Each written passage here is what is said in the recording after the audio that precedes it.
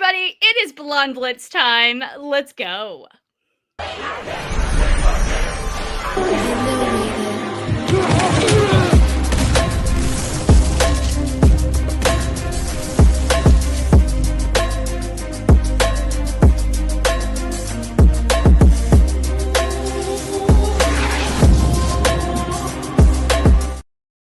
everybody, welcome to the Blonde Blitz. I am your host, Deb Whitcas. I am so excited about today's show.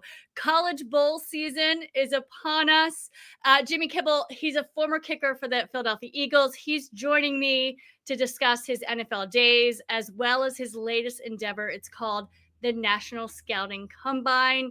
He gives amazing opportunities to college athletes to be seen by the pros. Also, my friend Eric Wilson, host of the Sports Arena, he's going to join us for a Week 13 Hot Takes. Comedian Tom Dorham talks college football season as well as Week 13 Funny.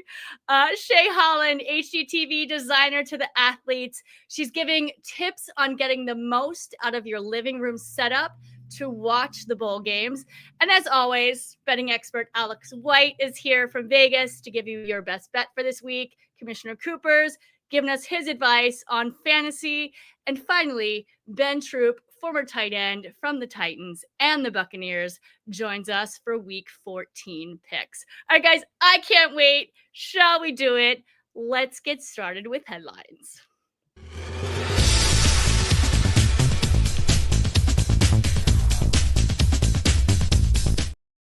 Here are your headlines for Week 13.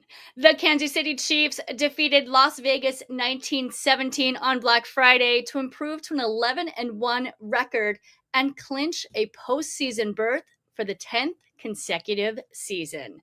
The Buffalo Bills defeated San Francisco on Sunday night and clinched the AFC East division title for the 5th consecutive season. Sean McVay, head coach of the Rams, has cemented his place in franchise history with this week's win over the Saints. He earned his 76th regular season win and became the Rams' all-time winning coach, surpassing John Robinson.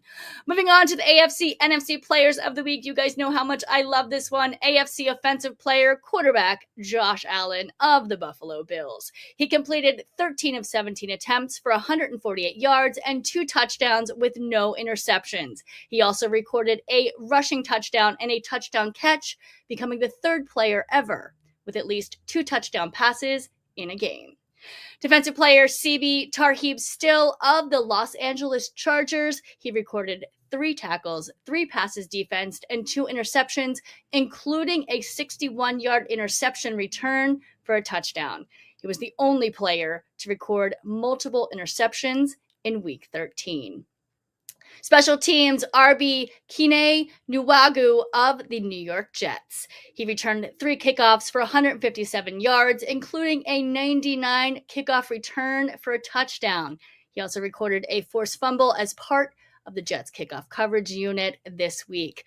All right, now on to the NFC side of things. Offensive player RB Bucky Irving of the Buccaneers. He registered a career-high 185 scrimmage yards, 152 rushing, 33 receiving, the most in a game by a rookie this season. Defensive end Leonard Williams of the Seattle Seahawks. He recorded 2 sacks, a 92-yard interception return for a touchdown, and blocked an extra point attempt. And finally, we've got NFC Special Teams player, punter Braden Mann of the Philadelphia Eagles. He punted 6 times, 5 of which landed inside the 20-yard line, 2 inside the 10-yard line, and 1 inside the 5. Mann was the only punter in the NFL with 5 punts inside the 20-yard line in Week 13. All right, guys, those are your NFL headlines for Week 13. And now it's time for Hot Takes.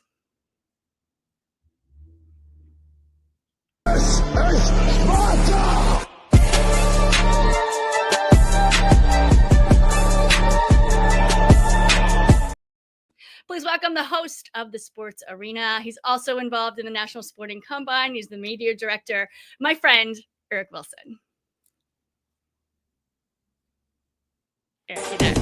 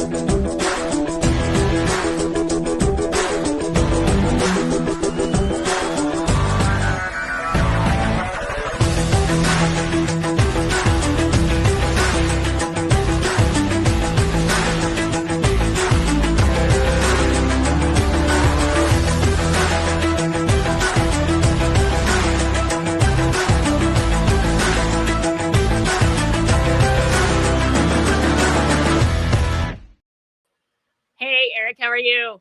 Hold on, Deb. I don't know where you got that video from, but you got the exclusive because I haven't even seen that video. Let me just say that first off. A little birdie sent it to me by the name of Jimmy Kibble. Okay, all right. I'm gonna have to talk to Jimmy. I was like, first off, thank you so much for having me on the Blonde Blitz. Thank you. It is an honor to be here. But I'm gonna talk to Jimmy about that because I'm like, wait a minute. I'm watching this video. I'm like, wait, I have not seen this video. Well, we're going to talk about that video and a lot more coming up, but let's talk a little bit about last week's games, right? Okay. A little crazy. Let's talk about our Eagles. Both Eric and I are huge Eagles fans. Listen, we 10-2, baby. Come on, now get up. We are 10-2. Yes, let's do this. Right. And Jimmy's also, that's his former team. So we'll get into that later too. Yes. I love the fact that Philly turned the link purple after the win over the Ravens.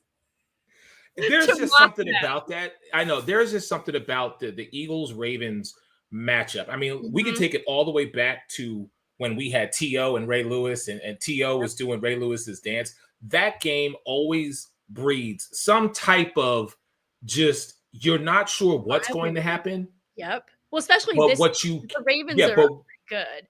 Right. But what you can guarantee is something is going to happen. I mean, who would have thought Justin Tucker would miss three kicks? How? I'm like, what is the wind up in Philly? I mean, in Baltimore, actually. Because I was like, wait, what's the wind? It was 5 miles an hour, which is nothing. Nothing. Yeah. And the fact that, I mean, besides our defense under Vic Fangio, just getting it done on all from start to finish. Yep. I mean, if Quinyon Mitchell is not in the discussion for DPOY, then someone done missed out. Yes, I agree. I agree with you.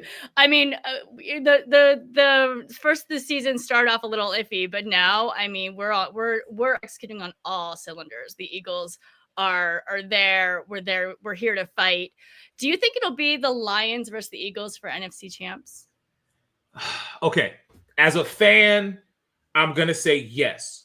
Okay. Objectively, what I'm going to say is, and we've seen this time and time again, that anything and everything is possible. Deb, if you look at the rankings as they stand right now, our first round matchup is against our divisional opponent in Washington, who we still have to see one more time this year. Yep, the Commanders. So it begs the question. And Commanders are doing well too. I mean, Jaden Daniels, definitely, rookie of the year contender right now. Oh yeah.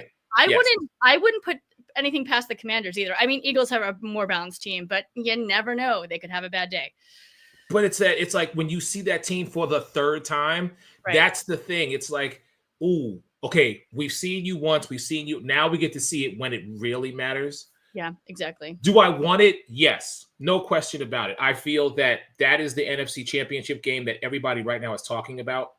But I don't sleep on Minnesota. I don't sleep on Green Bay. Yep. Whoever comes out the NFC South, listen, they're a dark horse, but that's about the extent of it. Right. Exactly. Yeah, Green Bay. I mean, absolutely. The Vikings are playing the Falcons this week. We'll see. I'm expecting the Vikings to win that one. Green Bay is playing the Lions, so they have a tough one too. So, yeah. Well, I'm really looking forward to that Lions Green Bay game. But let's move on to another two other teams that had not so great games last week. The Bears and the Raiders. Can we talk about poor time management on both of those teams and how did they lose in the last seconds? Twice in 1 week. Yeah, that's something that I normally attribute to the team that we both can't stand in the Dallas Cowboys because they normally don't know what clock or time management means. But right. I mean, this was the final straw we saw with the Bears because now Eberflus is gone. Exactly. So now it's a question of what's this team going to do for the rest of the season? With the Raiders, I'll be very honest. Deb, I had so much high hope for this team. So just because I love Antonio Pierce. Yeah. And I had the chance to speak to him at the annual NFL meeting in Orlando. Just his energy in that room, people were gravitating and wanted to talk to him. And he's a player. He's a Super Bowl champion. He knows what the locker room needs. He's a leader amongst men. But just seeing where they're at right now, I'm just like, he needs time to really figure this out. And I hope that the Davis family gives it to him because I believe that with Antonio Pierce, Coach Pierce, it's a marathon. It is not a sprint. If you do not give him an opportunity to get the right stuff out of his team, they're not going to produce. And the Raiders are going to be who we've just seen them be throughout the years. Yeah. You don't think he's going to get fired, though, do you? I don't know. I don't want it to happen. I don't know, but we know. Listen, what does the NFL stand for? Not for long. That is true. You got this beautiful stadium, Allegiant Stadium, where the Raiders play. It's in Vegas. There's just so much going on. I really, really, truly, when the Davis family watches the Blonde Blitz, please understand, we love Antonio Pierce. Give the man some time to put this team together and win for y'all. That's my ask. Yeah, I was hoping he would do it this season, maybe next season. But another person talking about firing, Kirk Cousins. Kirk Cousins in Atlanta, 4 interceptions. Whatever. He's done. He's done.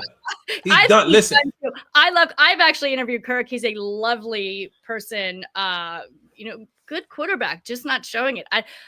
The Falcons are unraveling. Like that, they're pretty much done. I mean, they have so much talent. I mean, And here's the crazy thing. Name them. Deb, here's the crazy thing. They still have a shot at the South. They're tied with the Bucs right now. So they could get in. They have to win the division. They could get in. Yep. But here's my thing about Kirk Cousins. I am sure, and you know this better than I'm sure he's a great person. I'm sure he's great. A great man. Football, though. When it comes to him at the quarterback position, whether it be him in Washington, him in Minnesota, or him now in Atlanta, I just have not seen the Kirk Cousins that everybody is expecting. This is a man who has thrown for 4,000 yards and has had he's had great regular seasons, but he gets to the postseason and it's like, where are you? What happened? Yeah. And he's not good with night games either. Oh, listen, I've always said this. If it's after 4:30, Kirk Cousins can't win a game. I've always said that. Yep. I said from 1 o'clock till about 4:30. Yeah. I'm like, yo, bro, you could do it. After 4:30, something happens. Yep. And I'm just like, what? Please explain to me what it is. Yeah. Because we know you got it in you. Yeah. Yeah. Do you think he should be benched for Michael Penix? No, because the Atlanta Falcons are still in contention to win the division. True. You go with the guy you brought in. Okay. And I feel like if they get into the postseason, there's a slim chance, but they might be able to do something. They might upset somebody. That's why I said the NFC South is a dark horse. Yeah, there's a lot of people calling for Cousins to be benched right now, but I think that's the smart move too. Just because if they were already out of playoff contention, okay, yes, you can see what your backup has. You know what I mean? Right. But now I think they still stick with Cousins and see if they can can compete. We'll see. Some other people that are competing, some other teams that are competing right now, the Bills and the Steelers. The Bills just clinched the NFC East for the 5th year in a row. Russell Wilson had the longest passing game ever against the Bengals. Should we not sleep on these teams for Super Bowl? Or for the playoffs? I've never slept on the Bills. Okay. The Bills have always been my pick in preseason because I want to see Josh Allen when he has Stephon Diggs. Now he doesn't have him. It's fine. Buffalo has always been my AFC team. Okay. Same with me. I picked them to win the Super Bowl the last literally 3 years, and obviously every year they've let me down. So this year I'm kind of like, oh, the Bills. I don't know. They always let me down. Pick the Chiefs. That way the Bills can win. You know what I mean? If you go opposite. Is that the key? But we can't ignore what Mike Tomlin and Russell Wilson, George Pickens, Freiermuth, and that defense. Mm-hmm. The Steelers this year are truly on. We were so another level inquisitive this year. Yeah, and we wanted to know so much. Was it going to be Justin? Was it going to be Russ? Mm-hmm. Justin started, and then once Russ came in, he has just shown it's my time. Yep, I'm gonna make this happen. Yeah, I mean, and he had a little bit of rough of the last couple seasons, Seahawks, Broncos, and then he was horrible with the Broncos, and then finally he's found his place, and I'm very excited, to see what he has in him, and I'm hoping the Steelers go far. They cannot beat the Eagles, though. I'm actually going to be at that game, so I'm fans of other teams until they play the Eagles. Of course, yeah. But you look at their schedule. I mean, come on, they got the Browns, us, the Eagles, Baltimore, the Chiefs, and then the Bengals. It's like you play 3 division games, the Super Bowl champions, and your in-state rival. Yeah. Like, we're going to see how good not only is the defense going to be, but we're going to see what Russ can stand up to. Yep. The game on Christmas, though, that's the game I'm very, very excited to watch because it's for them, it's a short week because they play on Saturday. So they do have maybe an extra day. But you're coming off playing the Ravens in Baltimore. Mm-hmm. And that's always a knockdown drag up. They say styles make fights. That's definitely going to be it. Mm-hmm. Mm-hmm. All right, Eric. Well, thank you so much. That's all we have for headlines today. I want you to come back, though. I had fun. This was super fun. Listen, call me. I'm here. The Blonde Blitz. Let's do it, baby. Let's do it. Where can our audience find you? So most of my social media, X, Instagram, you can find me at Eric Wilson TV. And then, of course, as you see with my shirt, I'll do a shameless plug to all the college athletes out there. February 6th, 7th, and 8th, you want to be in Naples, Florida. You want to be at the Great Wolf Lodge. You want to be at the Paradise Coast Sports Complex for the 2025 National Scouting Combine. Deb, thank you so much. It is a blessing. Hey, much love to you and happy holidays. Happy holidays. We'll see you soon. All right. All right, guys, as I said in the intro, it's college bowl season, and I thought it would be interesting to take a look at how the players transition from college to the pros. My next guest is the founder-owner of the National Scouting Combine. They invite and evaluate top athletes from all levels of college football to help them succeed in making their pro dreams come true. Jimmy's also a former kicker for the Philadelphia Eagles. Everyone, please help me welcome Jimmy Kibble.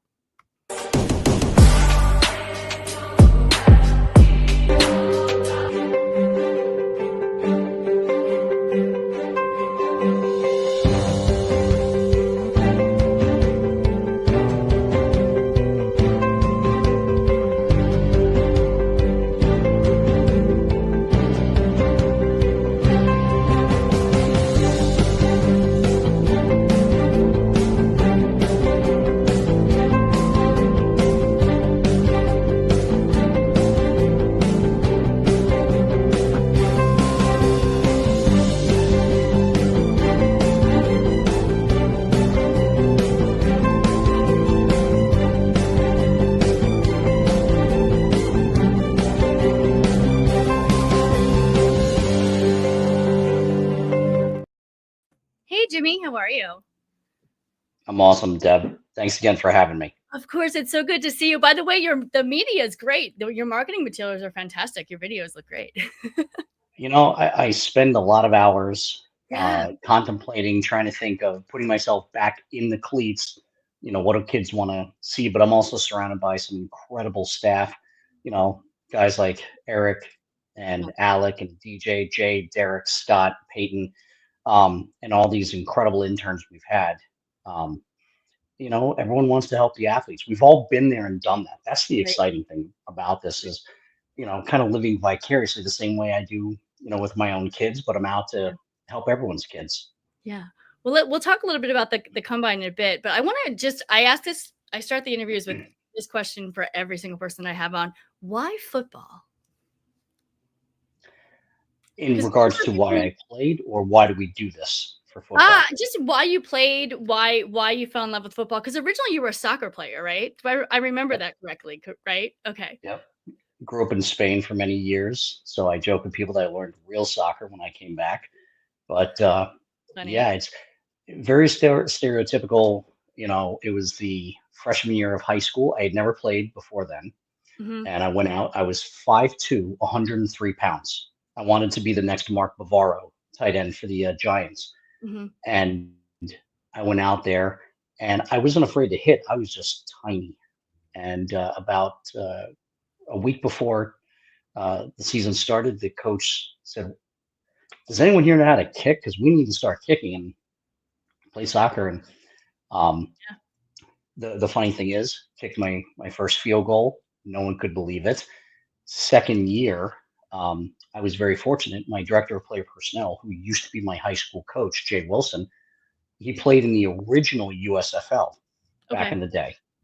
So I had the stereotypical show up to practice, go through all my drills, do all my kicking. Jay had me there for about 20, 30 minutes, and then go home. No one could stand me. It's like, wait, this guy's on the team? Right. Yet I started setting records, breaking records, played wide receiver, played DB, played a little bit of everything because we played Ironman football at my high school. By my junior and senior year, we had less than 20 kids on the team. So, a lot of injuries there, huh? No, we just school split all. It was back in the mid 90s. All the high schools started to split in Northern Virginia, and but what I learned about football was the camaraderie, the team. That whole blood, sweat, and tears that everyone went through. I can honestly say I went through my entire life. I had never seen a college football game until I ran out of Lane Stadium against Boston College that Thursday night in 1995. I had never experienced college football. Everyone thought I was going to be the next kicker in the NFL as a high school kid because I was crushing the ball through the uprights, from 60, 70 yards out. And I didn't know college existed. You went to Virginia Tech, right? And you were a punter kicker there. You won 5 bowl rings. You won a natty championship, which is not easy to do. No, so we lost the national championship against Florida State. Okay. So, but got to start in my career at the Sugar Bowl, and playing for Frank Beamer it was like having another father. Bud Foster, Billy Height, Kavanaugh, all the coaches, just. It was the most incredible family oriented. When you talk about football, one of the reasons why I do what I do is I wish I could give, players from every level just a taste of what I was blessed with at Virginia Tech, between the players, the coaches, the staff, the experiences and stuff like that. And ironically, my second son who plays football is now playing for Shane Beamer, who was my long snapper at South Carolina. Oh, wow. So it's come full circle. Oh, that's amazing. Yeah. It's been a trip. It's also amazing that you were invited to the 2000 NFL Combine, and now you run a combine as well. How did that combine go, and how did that kind of lead you to your NFL career? So I was lucky enough to go to the NFL Combine, the Hula Bowl. We had played in the national championship. It's a storybook, it's just a fairy tale that I live.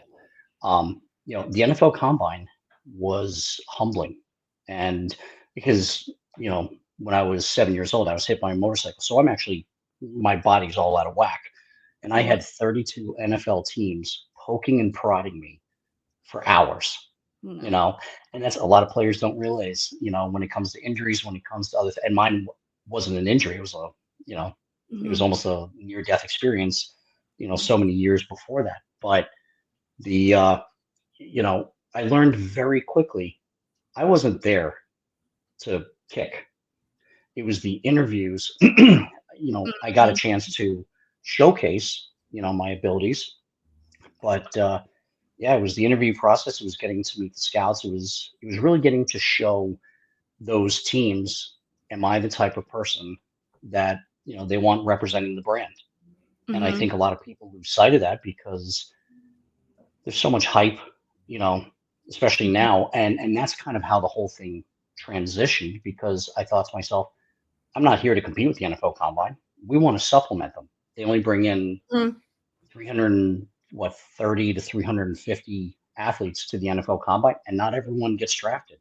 Yep. Not everyone leaves the Combine with a guarantee to go to the NFL. So the whole purpose of the National Scouting Combine, when I ran our first event at Catholic University in 2010, I wanted to create an event that holds players to the highest standards. The NFL is the epitome of, you know, testing and evaluation. And there are a lot of events out there that don't hold players to running through the drills the right way. Mhm. Because at the end of the day, Deb, if you're a scout for the Eagles and I'm going to send you, you know, the information on players, I need to be able to look you in the eyes Mhm. and you know, confidently tell you all of this data it's correct. It's right. The players ran it right. They were held accountable to doing every drill correctly. Um, Well, and I wanted to, sorry, no, I 'cause wanted to give the players a chance to be seen by all the leagues. Too many absolutely. events, even today, you know, some of our competitors, you know, they're all pushing the whole idea of, oh, NFL scouts, we're going to get the NFL scouts. That's not Sure, right. we've had NFL scouts come, would love to have them, but that's not the objective. My goal is to give these athletes a chance to be seen and continue their career. As Mhm. we all know, you know, 0.01% make it to the NFL. Mhm. And a lot of kids are led down the wrong path to think NFL or bust. Right. There are players that came to our event, they're playing in Japan, making six figures. Yep. I want to lace back up. You know, Yep. there are guys living a dream in Europe. XFL. Yeah, or you know what I mean? Right. Like, was it UFL now? The Canadian Yep. League? Everything is pro. Yeah. Arena was The back. arena football is coming back. Mhm. You know, Yeah. I don't know if this IFA is going to get off the ground. And now flag football is Yeah. really growing. The Global Flag Football League, who we're going to be working with. Um, you know, and I can say without giving away too much, we have got some massive news coming out next week about some new Oh, big partnerships. can we break it on the Blonde Blitz or not? Uh, Can we give you it a little know, preview? you know, I can tell you we're about to set the tone for athletes with different professional leagues, multiple opportunities that are going to be completely exclusive. Because at the end of the day, what we've been able to show people is that through our proprietary algorithm, I know you've been to the combines, you've seen the combines, Mhm, and the mhm. majority of them, you run through the drills, you might get some, you know, some stats. People are going to be judging this guy, that guy. Here's what I think. This is what you think. We take a completely objective approach. Our goal is that with these new partnerships and these professional leagues, it's going to be based on helping them put the absolute best players per our analysis on the field. And our algorithm has been crazy accurate to the fact that it's picked the winning Super Bowl team 3 years in a row now. Oh, wow. Okay, okay. Well, So we've been here's my pretty question. accurate on. I was gonna Please. say, if I'm a college I'm an college athlete, NFL hopeful, maybe. I show up at your combine. Walk me through what to expect. That's great. So you know, as you're coming to the National Scouting Combine, you're not just a number. You know, Mhm, I'm not just going to put a shirt on you and go run. You know, one of the biggest advantages we have is, you know, Eric Wilson. When you come to the event, you show up, you know, once we check you in, once we've gotten everything, you know, taken care of, we're going to start putting you through the same measurements that the NFL, you know, a lot of our measurements are run by, you know, former NFL players, scouts, from different leagues, then we want to tell your story. That's half the battle. I mean, it's one thing to go out and say, oh, he ran this or he jumped that or he bench pressed so many reps. Tell me your story. Who are you? Why should these leagues be looking at you? And that's night one. And Eric, Eric is, he does interviews, the live streams all week long. On the second day, you're going to be going through the combine testing. It's the most comprehensive approach to any combine out there, second only to the NFL combine. We've got the most advanced technology on the planet. We use the Vault technology, used to be Fusion Sport. We're one of the only combines that also does the digital testing for both, for the pro agility, the 3-cone, and the 40-yard dash. There's no human error there. So we're providing you really accurate data. We also have an incredible technology in this stuff called Tracer. Just to put in perspective, every team that's played in national championship in the last 10 years is a Tracer client. We're really getting into the cognitive side of your athletic ability. How in tune are you from head to toe? Okay. How well is your brain working with the rest of your body? And they can break it down into nanoseconds. We can look at your asymmetry so that, I'll use the Eagles as an example, but let's say they need another running back. If you're looking in 2, 3, 5 guys, we put them through the Tracer testing. I can pretty much tell you who's going to hit the hole faster, who's going to react better, a wide receiver that's going to be able to cut better than the next one. We are breaking down the analysis to a point where I don't care what you look like, where you came from, where you played, how hyped up you are and how cool your social media is. It gets down to one simple fact. What kind of athlete are you? Yes. And we have found a secret sauce. And, I joke, being a kicker, I had a lot of time to sit on the sideline and kind of, watch and take it all in. But for the first 6 years of running our event, I started to think about, how do I help the coaches? How can I help the coaches and scouts filter through? How do I help the athletes? Yep. God help me for saying this, but the agents and the parents get the information and the honest feedback they need. I know everyone wants to play D1. They want to play D1. They want to play in the NFL. But you know what? We've helped a lot of players, find and start at the indoor level. Well, and that's my next question. And I've got just have 2 more questions. How many athletes have signed with pro teams through working with your combine, and who? So one of the most recent ones that made it the highest is Josh Butler. Unfortunately, he got hurt. He came to our event 2 or 3 years ago. Devin Adams signed with the Patriots this past year.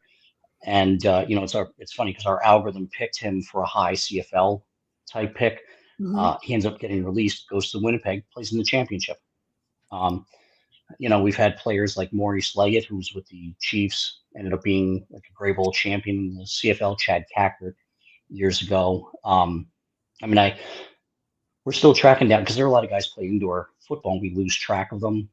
Tyler Coca is absolutely crushing it in Japan. But I can tell you, we pretty much have at least one player, if not more, playing in every single professional league on this planet. Amazing. And that's where we try to do it a little bit differently. Is I want to give these kids a chance. For those that are willing to, move up the ladder. The Wheeling Miners in the AIF this year, their coaches and my director of player personnel who works with them, they're at our event. They end up signing, I think, 7 or 8 guys. They win the whole thing. Wow. Because we were able to show them who are the top talent, who are the guys they really need to bring in. So it was kind of a cool, case study. I tell these kids, I don't promise anything that an incredible opportunity, honest and truthful feedback. And if you're the kind of guy that's willing to look at the data and get back into the weight room, get into the training, get with a specialist, and to improve that, great. And if you have the numbers, you might, look, there are a lot of guys that grade out in the 4s because we have a 1 through 5 mathematical analysis, but we have guys that are grading out in the 4s that are playing indoor football, arena football and stuff like that. Because, as I tell everyone, there's only so much room at the top of the pyramid. Yeah. Too many guys are sitting on the couch because, my agent said I'm NFL material. Right. Yeah. But there's so much room for pro football and there's so many leagues. Right. How can our audience find the combine? Very simple. NationalScoutingCombine.com. It's in the logo right here. at NS Combine on Twitter, Instagram, and we're continually putting out more information. Like I said, we're going to have some very exciting stuff to put out. There's a big announcement coming out next Tuesday, and then possibly another one coming out Wednesday. Fabulous. And give exactly where it is, what the dates are. I know it's in February. So here's the exciting thing. We had a great run in Indianapolis, and an amazing host in Grand Park. Mm-hmm. But given the timeline and how we're trying to take this thing to the next level, we found an absolute amazing partner in the Paradise Coast Sportsplex in Naples, Florida. The hotel, if you've ever been to a Great Wolf Lodge, it's a massive hotel with an indoor and outdoor pools, water park, theme park. It's like a little mini Disneyland. You can literally walk from parking lot to parking lot, and the whole event's going to take place from February 5th to February 8th, right before the Super Bowl. Yep. And I got to tell you, this is Eric and I and a couple of our staff got a chance to go down there and meet with the people. I can't wait to get back. And we're currently sending out invites. We've got some really great players that are starting to lock in. And at the end of the day, I think this is going to be one of the biggest events, if not the biggest event that we've ever run. Awesome. All right, guys. Well, if you're watching and you want to be part of the National Scouting Combine, reach out, go to their website, sign up. Jimmy and Eric will take care of you. And Jimmy, thank you so much for coming back. It was great to see you. We'll see you soon. Always a pleasure. Thank you. Thanks. All right, guys. Keeping in the theme with college bowl season and week 13 games, here's comedian Todd Dorham. Man, Jimmy Kibble, I could have used you in my scouting days. How did I get scouted? My dad and I burned VHS tapes from a guy that had a brick and mortar business that we went to. I took my VHS tapes to his VHS tapes and we made other VHS tapes. So then I had a stack of VHS tapes and I physically mailed to recruiters across the country. Hey kids, you don't have any excuses. You get your fanny out there and you send YouTube links over text message or DM or whatever you do. Hi everybody, my name is Todd Dorham. Welcome to week 13 of the Blonde Blitz. I got the Presidential Physical Fitness Award in 1991. I was playing December football in 1990, and I was a Division III cornerback and kick returner, which qualifies me to talk about the NFL today. Before we talk about the NFL, let's talk about college football playoffs and bowl games. Shocker, newsflash, a 3-loss Alabama team is like an automatic bid. Lost to Vanderbilt, lost to Oklahoma. And the committee's like, yeah, but they have an A on their helmet. That probably stands for good, right? Is that how that works? Alabama gets in because they're like grandfathered in. Georgia's like grandfathered in. Georgia just played Georgia Tech for like 17 overtime. Tech's in the title. Georgia Technology. They code stuff. Regular Georgia, they don't even go to class. You're not supposed to go into 17 overtimes against a team whose majors include how to pair Bluetooth. My wish for the college football playoffs this year is very simple. I want Oregon and Boise State to face off in the semifinals because we'll just get to see beautiful reruns of LeGarrette Blount absolutely throttling that kid after the game. That game proved the simple rule. If you talk ish, you get smish, if you catch my drift. The teams that didn't make the playoffs, those teams are in bowl games. Is that really a win for them? Let's read some of the names of this year's bowl games. One team is going to have to play in the Scooters Coffee Frisco Bowl. That does not sound like a football game. It sounds like something someone ordered in the movie So I Married an Axe Murderer. I believe I ordered the large cappuccino. Hello! There's a game called the Staff DNA Cure Bowl. I don't want to hear that multiple times during that game. I want them to stop the game and just find the cure for Staff. Famous Idaho Potato Bowl. Famous? We're tossing famous in there? When's the last time you ever asked a potato for an autograph? You ever walk through the grocery store taking a selfie with a 5-pound bag of Spuds? The Wasabi Fenway Bowl. Wasabi and Fenway do not go together. White people in New England don't like things spicy. Wasabi to a white person in Boston is like jalapenos to anyone in Nebraska. They don't go together. There's a Pop-Tarts Bowl. Pop-Tarts are for children and cowards. They're not for college football players. There's the Go Bowling Military Bowl. Which one is it, dude? Either we're going bowling or we're invading another country for oil under the guise of patriotism. It's one of the two. There's a bowl game dedicated to mayonnaise.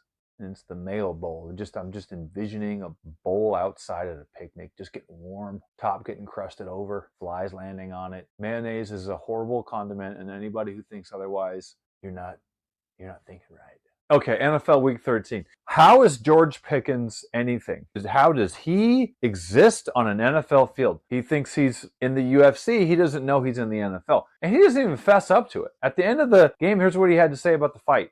What happened in the end zone with Newsom there in the last play? Nothing. You fight every game. Hey, kids, don't be like George Pickens. Lastly, Chiefs versus Raiders. Divisional rivalry. Anything could happen. A referee throws false start flag. Play should be dead. But they get together and they talk about it. And then the ref's like, false start on the offense, which normally is just a straight up like dead ball and nothing else can happen after that. We talked about it and we realized that like the NFL is dictated by ratings and like gambling now. We can't really allow, and also the Chiefs got the ball, which is kind of cool. The Chiefs have it now. Game's over, which is like so not cool. You know what I mean? All right, back to you guys. All right, thanks, Todd. I'm over here laughing. You guys can catch Todd on IG on Todd Marcel Durham. All right, guys, next we've got Shay Holland, HGTV designer to the athletes. She's back with part 2 of how to get your best NFL viewing experience at home. Shay covered TV placement on a previous episode, and we heard from our audience asking for tips on the entire setup. So she's here with more designer advice just in time for bowl season.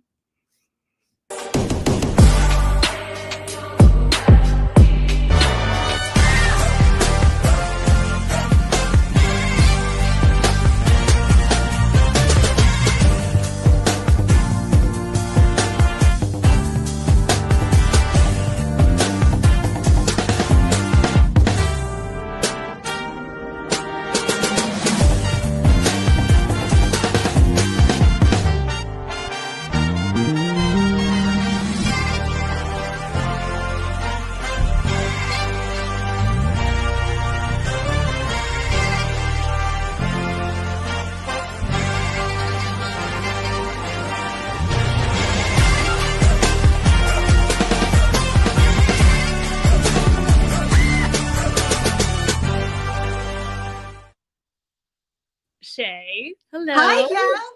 How are you? I'm doing great. Every time I see those Players Theaters, though, I want to go and do something. What I was just trying to say. I was like, you just showed my dream theaters in my house. Unfortunately, will not fit in my condo. Same.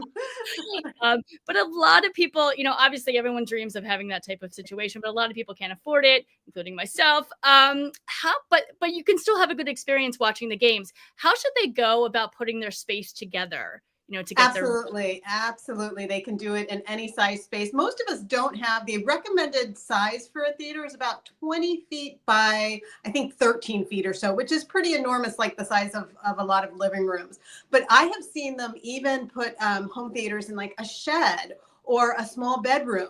And so, but most of us are going to have a multi-purpose space. It's going to be out in like an open concept or in the living room. And so we have some different concerns than you're going to have if you have a dedicated home theater. And the number one thing on that is going to be what we talked about in the previous episode. I think it was October 2nd, if people missed that on TV placement. Once you get that TV placement correct, or a projector, whichever one you decide to use, that's really going to set how the rest of the space is going to be set up. And that'll help you prevent making some mistakes. Once that TV is at eye level, instead of being too high, once you have the measurement of the width across the TV, that's going to determine the seating placement as well. So a lot of the mistakes can be avoided just by going back and looking at that episode or just Googling it and researching what is the best TV placement for a multi-functional space, because you want that space to be flexible for games, for conversation, for TV viewing. And so there's a lot of considerations that we have to take in and so that we don't make mistakes in that space. Right. And you mentioned seating arrangements. I actually had some people write in and specifically wanted to know what's the best seating arrangement? What advice do you have for them?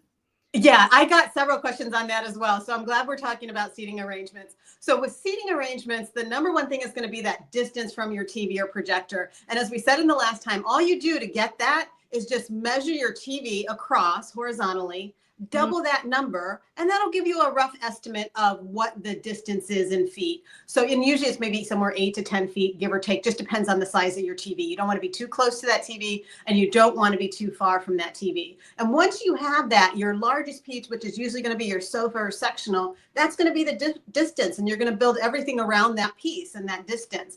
And we recommend as designers, generally for a multi-purpose space, you're going to want an L or a U shape and that of your furniture. So that might be that you have a sectional that has, that L part to it. And then maybe you have 2 chairs opposite. And that way everybody has a pretty good view of the TV, but you can also have conversation. You can also play games. So the kind of seating is up to you. You might have 2 sofas and 1 chair. You might have, I'm working with a client right now. They currently have a modular, and they hate it because it's constantly coming apart. And, and that's going to happen oftentimes with modulars over time. And especially if you have people of varying weights sitting down on it, if it's not up against a wall, it's going to start to come apart. So you also want to look at the style of seating. If you have the space to have a recliner that has swivel and is adjustable, then somebody gets a really comfortable seat in there. Even though in our multi-purpose spaces, we're not going to have, the theater seating. We're not going to all have recliners in rows, or that's going to look really weird in your living room.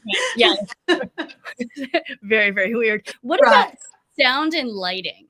Does that I feel like we should probably come back and do a whole separate thing on that one. Okay. Because there's a lot. So I'll just give a real quick high level right now. For sound, the experts say that sound is actually 50% of the theater experience, viewing being the other one. And so you really want to pay attention to sound. And as TVs have, most TVs now are so thin, and that's because they don't have the big speaker components inside of them. And so you definitely, if you want a theater level experience in a multi-purpose space, you're going to have to augment that sound with speakers. And there's just all kinds of guides. Dolby has great guides as far as what then is the distance, where should the speakers be placed. And if you just get online and do research and planning, a lot of your space will come together based on, the expert recommendations of where your speakers should be, 2 on the side, maybe 2 in the back, and then, your bass, your woofer in front, that kind of thing. But that'll tell you literally the distance that is recommended between those speakers.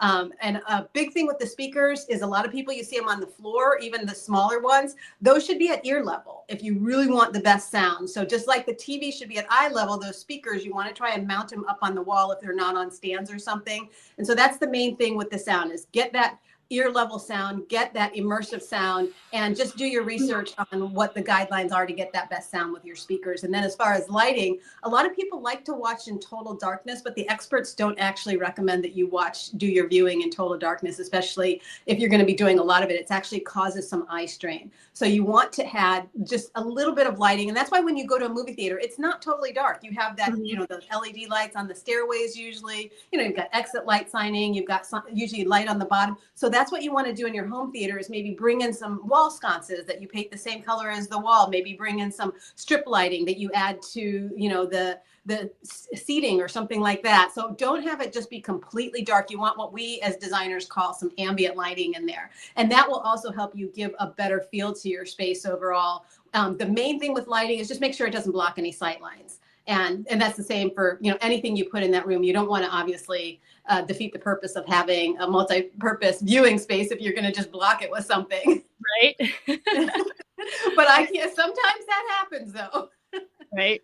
Well, Shay, thank you so much. That's some great advice you just gave. I'm excited to reconfigure my living room to have a better, viewing experience, especially with the college bowl games coming up and playoffs coming up soon. I mean, it's crazy. Where can our audience find you? I am at Shay Holland Official on most social media. Awesome. All right. We'll see you next week. Okay. Sounds great. Thanks, Shay.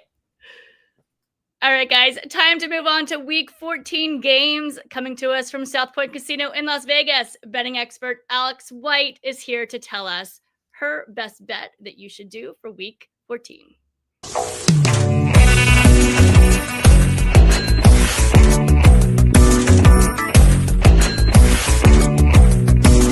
Hi again, Deb. Hi, everybody watching the Blonde Blitz. I'm excited to break down another game with you. You know I love the big game. Last week I did the Eagles and the Ravens. This week I really wanted to look at the Lions and the Packers. Lions, -3.5 at home, total 51.5. Couldn't really do anything with the side or the total. though I do lean to the Packers. This is a revenge game. The Lions went to Lambeau, beat them there. Now the Packers are going to be ready in this spot. Something to consider, though, both teams are very good at running the football. We know the Lions, with their two-headed monster in Gibbs and Montgomery, have the 4th most rushing yards per game. The Packers, right behind them, have the 5th most rushing yards per game. Just want to touch on a couple tips going into this game if you're looking at some prop bets. If you want to bet touchdown props, it's Montgomery. He has scored in every game but 2 this year. Careful with him for the yards, though, or the longest yard. If you want to highlight a running back for that, it is all about Gibbs. So the books are offering 16.5 for his longest run. His median is 20. The books are also offering 66.5 yards in the game. His median is 81. He's the lightning. He gets up and down the field, and then they give it to Montgomery to punch it in. On the flip side, Josh Jacobs, they're really starting to get him going in this offense. His median on the year is 76. The books are offering 69.5. Can't hate that if you want to go over as well. Just 5 touchdowns on the year for him, which is surprising, but he has scored in each of the last 3 games. One more prop I want to give you.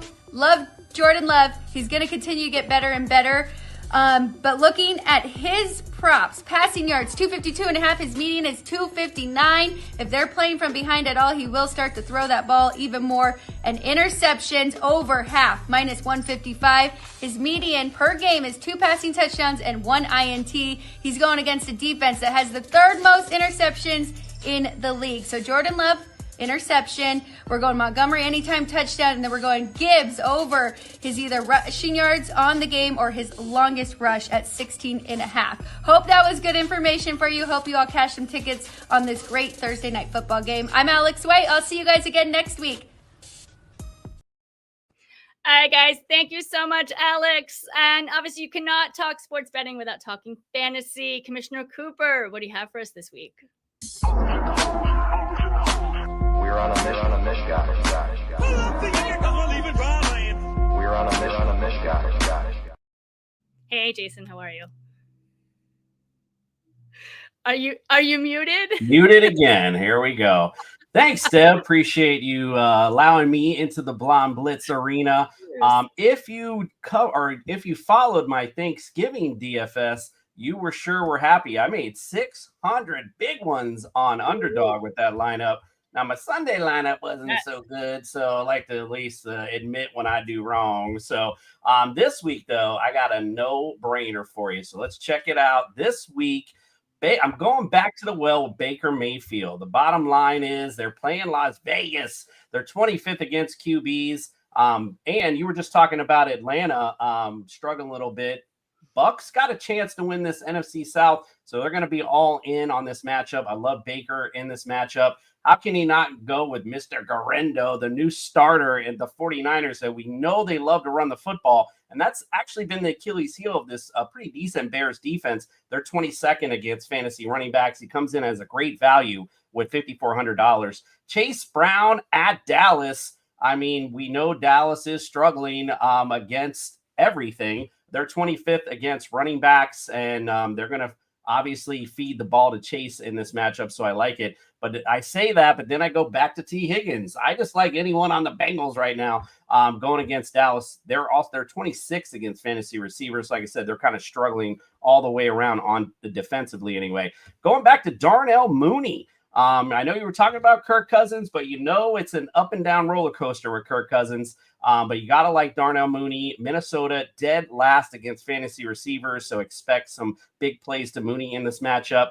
Westbrook at King. He's basically the new Chris Carter of the NFL, does nothing but catch touchdowns. Jacksonville 30th against fantasy receivers, so you got to like that play there. Going back to the Bucks, so I get a little stack with Cade Otton. Raiders 30th against fantasy tight end, so it's a great matchup. So he's a great value for this week.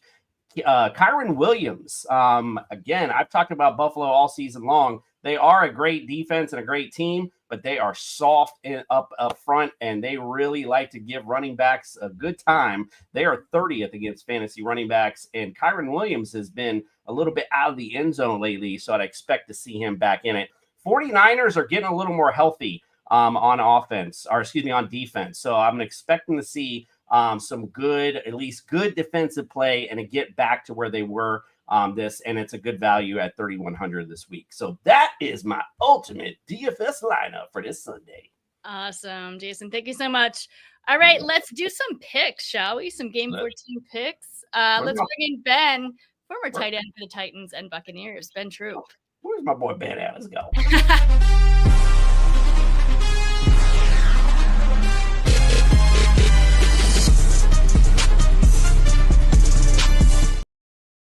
Ben, hello. What's up? What's up, Commissioner? What's up, Deb? How was your Thanksgiving? It was good, man. A lot of people, a lot of family, friends. It was fun, man. So a lot of football, so a lot of debating going on about these football players today. It was a good time. Jason, how was yours, real quick? Oh, mine was great. We ate. Well, not a ton of people, but we ate and watched football, like Ben said, and that's a good day for me. Same here. Lots of football. Let's get into some more football. Let's go Packers versus Lions tomorrow night. What do you got, Ben? Oh man, listen, I like Jordan Love. I like what the Packers are doing, but I just think that Detroit or the Kansas City Chiefs of the NFC. They don't care how they beat you. They just want to beat you. Jared Goff deserves a huge apology for myself and a lot of people that doubted him when he left. But get one loss at home, I'm gonna go with them Lions. All right, Jason, what do you think? Well, Packers took it to America's team last week, the Miami Dolphins, unfortunately. So this week, I'll just tell you real quick, Packers 106, 77, and 7 all time against the Lions. They did play back in November. Lions won 24-14. I think it's about the same type of game. Packers are pretty hot right now, not for nothing, but the Lions have stayed hot all season long. As Ben alluded to, they're at home, pretty raucous place to play. So I like the Lions in this one. Absolutely. I agree with you. Green Bay is hitting their stride right now, but the Lions have already had their stride. They've now won 10 in a row. I think Green Bay is good and I love me some love, but I think the Lions are better. And the game will be in a dome. No weather issues. Lions are favored by 3.5. I'm going Lions on this one myself. How about Browns versus Steelers Sunday, December 8th at 1 p.m. Ben, what do you think? Listen, I just hope it snows, just so I can see Jameis Winston come out there and, they ask him a question. Look, Jameis Winston is the greatest mic'd up player ever. And listen, and I know it sounds crazy, right? Jameis Winston is already 1-0 against the Steelers, right? Can he make it 2-0? Yes. What's crazy about this game is obviously Pittsburgh is the better team. Cleveland has nothing to lose. And every time Myles Garrett goes up against TJ Watt on the other side, he want to prove why I am the reigning defensive player of the year and you are not. But I still think the Steelers got something going. Russell Wilson and company. Give me the Pittsburgh Steelers in the snow or not. I agree with you. Jason, what do you think? I thought Ben was making a case for it. I love it. Feel it a little bit. Like, okay, yeah, I get it. Yeah, as Ben alluded to, I cannot like Jameis Winston. I mean, he's just great. Pittsburgh, 84, 61, and 1 all time against the Browns. As Ben alluded to, they just played a couple of weeks ago. Browns won 24-19. They've actually won 2 in a row in the series. Ain't gonna be 3. Steelers win at home. I agree. Steelers, I think, are just a better team. Browns are 3-9. Steelers 9-3. I loved Jameis Winston last week. I mean, playing the Browns, you know what I mean? Like Broncos Browns was a good game. I just don't think it was good enough for the Steelers. Mike Tomlin's now coached 18 non-losing seasons in Pittsburgh. The longest streak by a coach to begin their career. I think it's going to be a good game. I'm actually excited for this one, but the Browns are still a little bit unpredictable, and the Steelers are just a better team. Steelers are also favored by 6.5. So, all right, Falcons versus Vikings, 1 p.m. on Sunday. Ben, what do you got? We don't got to do this to me, man. We really don't. You want to skip this one? I'm gonna just say this. I get it. Kirk Cousins going back to Minnesota. I don't know who Kirk Cousins is. I mean, I don't know what's going on with Kirk Cousins right now in that offense. The Falcons as a whole, I think Sam Darnold finna tell Kirk Cousins, listen, man, I know I'm not even supposed to be the starter right now because the rookie got hurt, but this ain't the same old Minnesota that you left, sir. We gonna Atlanta gonna make it a good game, but I just think Minnesota is the better team, better coach team. They playing better. Give me Minnesota. Give me Justin Jefferson, Jordan Addison, Aaron Jones, and with the real Kirk Cousins, please stand up. Because if it's the one Kirk Cousins we've been seeing, there's going to be much to do about nothing. I agree with everything you just said. Go ahead, Jason. I think Kirk Cousins is going to stand up loud and proud in this game. It is revenge game season. I'm picking the upset in this one. I think Atlanta goes up to the Vikings. I've said it 100 times. Kirk Cousins is the Space Mountain of the NFL. Up and down, up and down. This is the one he's up, especially going back to Minnesota. I'm picking the Falcons. All right. I'm picking the Vikings on this one. I think, Justin Jefferson's ranked second in receiving yards. Things are unraveling for the Falcons, even though they shouldn't be. They just have too much talent on that team for this to be happening, but it is. I'm definitely going Vikings on this one. Sam Darnold, and we trust. I said that from the beginning. Let's go Chargers versus Chiefs, Sunday 8:20 game. Ooh, this might be, obviously I think Kansas City is the better team, but I just think that, Harbaugh is one of those guys, and Justin Herbert and company, I think they do one. Because when people talk about dominating their division, Patrick Mahomes, since he's been a starter, he's dominated the AFC West. He laughs at these guys. They should have lost a lot of games. They should have lost to the Raiders last week. Yep. By field goal, by snaps. If Justin Herbert and company can keep it together, and Derwin James and Bosa and those guys on defense can keep it close, I think the shock of the weekend, the Chargers might get a big win against the Kansas City Chiefs. Yep. Jason, what do you think? I kind of want to go there with you, but so KC 70-58-1 all time against the Chargers. They played earlier this year, back in September. KC won 17-10, barely won then. So I'm with you. KC struggling. I just can't pick them. I'm gonna go KC only because the Chargers a little bit in flux in the running game right now. So just to me, I think that'll key up the Chiefs defense, which is very good, to not really worry about the run, just worry about Justin Herbert, which he doesn't have a ton of receivers either, to be quite frank. So I'm gonna go Chiefs in this one. Yeah, this is such a hard one for me. I'm actually going to go Chargers. I just have a feeling the Chargers are gaining their stride right now.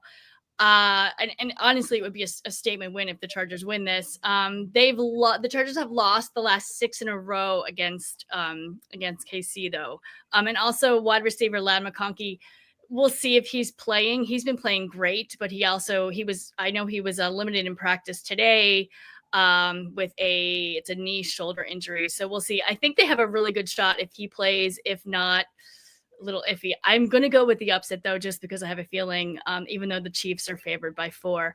All right. Do we have time for one more? Let's do Bengals Cowboys and call it a day. Sounds all right. good. Ben, what do you got? I'm gonna go with the Bengals. Everybody want to talk about, the Cowboys are trying to play inspired football. I get it, but inspired football against bad teams really doesn't mean anything. I think the Cincinnati Bengals are wasting an MVP caliber season of Joe Burrow. Joe Burrow he's finna unleash a lot of frustration on Micah Parsons and company. Give me Jamar Chase, give me T. Higgins, give me that Cincinnati squad to get a big win against them Cowboys, which at this point, neither one of them making the playoffs. At least now it's a battle for draft position. Give me Cincinnati.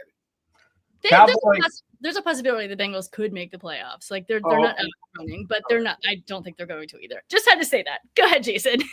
Cowboys 10-4 all time against the Bengals. They've actually won 5 in a row. Last time they played was in 2022. Cowboys won 20-17. I agree with what Ben said. I think I could maybe put an analogy if you're with someone and you haven't seen them for a long time and you really need to get out some frustration when you see them. That's basically how Joe Burrow is going to be looking at the Cowboys defense. And I see him lighting them up on Monday night. Yeah, I agree with you guys. These are two teams that a lot were expected from, and they've both underperformed for sure. I'm going to go with the team with the better quarterback, and it's definitely Joe Burrow. And they have to win this game if they have any chance of making the playoffs. Dallas certainly isn't the worst team in the NFL. Like they have Parsons and Lamb, but the Bengals are just better. They're favored by 5.5. I'm definitely going Bengals. All right, guys. Thank you so much for tuning in. Ben's show, No Weddings in the Fall, is coming up right after this one. So please stay tuned. And don't forget, the show is sponsored by Underdog Fantasy. Go to Underdog Fantasy and use promo code BLONDE and we'll double your deposit up to $100. It's free money. Guys, if you like today's show, hit subscribe and follow us on all socials at The Blonde Blitz. See you guys next week. Go Birds.